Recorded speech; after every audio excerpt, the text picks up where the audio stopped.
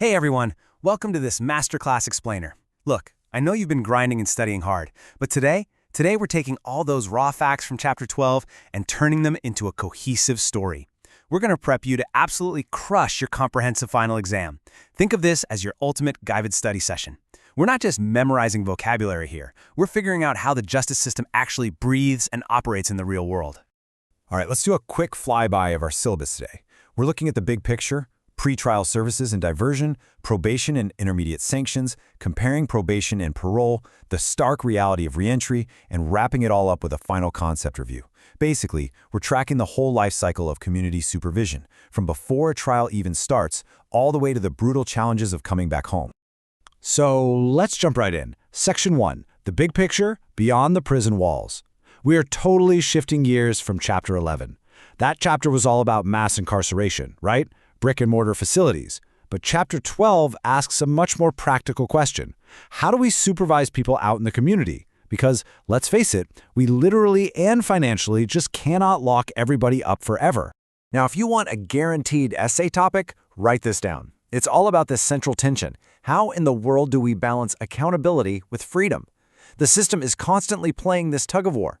Think about a 19-year-old busted for a non-violent drug offense.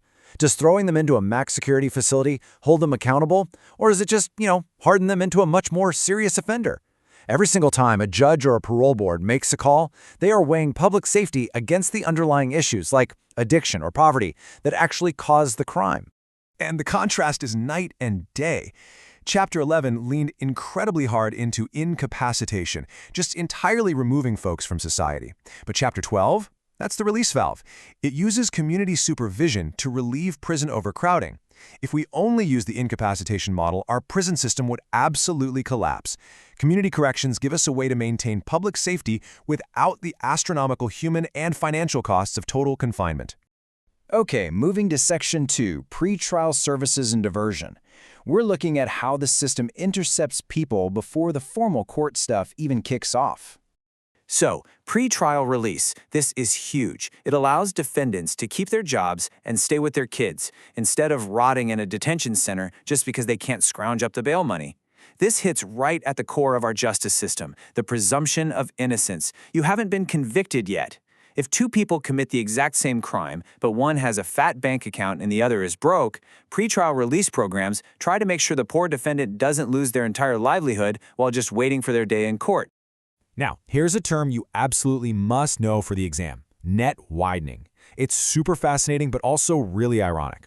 We set up these amazing specialized diversion courts, like drug courts or mental health courts, to keep people out of the traditional system. But the catch? The net actually widens. Police and judges see these great alternative programs and start tossing people into them for super minor offenses they normally would have just ignored. Instead of letting someone off with a warning, they think, hey, this treatment program is great, let's put them in it. Boom. The system is suddenly supervising way more people than it would have otherwise.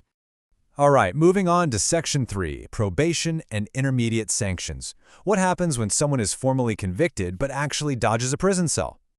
Well, just think about this massive number for a second. 2.9 million. There are nearly 3 million people on probation right now.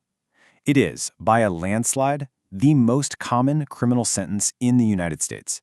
It completely dwarfs the prison population. It's a way for someone to serve their time entirely in the community, avoiding the intense trauma and stigma of prison while still answering for their actions. But listen, probation is absolutely not a one-size-fits-all deal. It's highly tailored.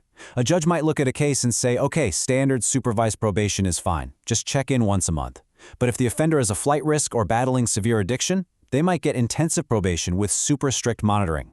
Sometimes a judge wants to give them a wake-up call with a split sentence, a quick stint in jail followed by probation. There's also crime-specific supervision, and even unsupervised probation where you basically just have to stay out of trouble. The ultimate goal is always the same: address the risk factors, but keep the streets safe. Okay, pay close attention here. You need to remember this: the Pre-Sentence Investigation Report, or PSI. This document is a literal game changer. A probation officer writes it, and the narrative language they use can completely sway a judge's decision. I mean, it can alter the entire trajectory of a defendant's life.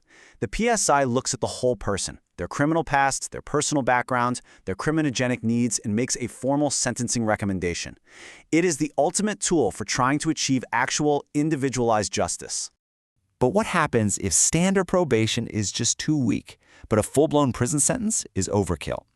That's where we use intermediate sanctions. They bridge the gap. Think of house arrest with GPS monitoring. You're confined to your house, maybe taking care of your kids, but you're tracked 24/7.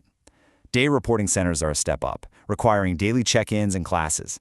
And then you have halfway houses, which provide a really structured transitional environment for people coming out of incarceration who need stability to get back on their feet. Which brings us to Section 4, comparing probation and parole. Guys, this is the ultimate exam trap.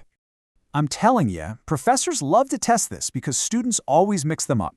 Burn this into your brain. Probation is a front-end sentence handed down by a judge instead of prison. Parole is a back-end, early, conditional release granted by a parole board for someone who is already serving time. Probation equals a courtroom. Parole equals a closed-door board meeting looking at an inmate's behavior and rehab progress. Same goal of community supervision, totally different mechanism. All right, Section 5, the reality of reentry. We really need to talk about the compounding challenges people face when they finally come home, because reentry is rarely just picking up where you left off. Reentry is a brutal, interconnected cycle. Think about it. You get out, but you have the heavy stigma of being an ex-offender. Good luck finding a job, right?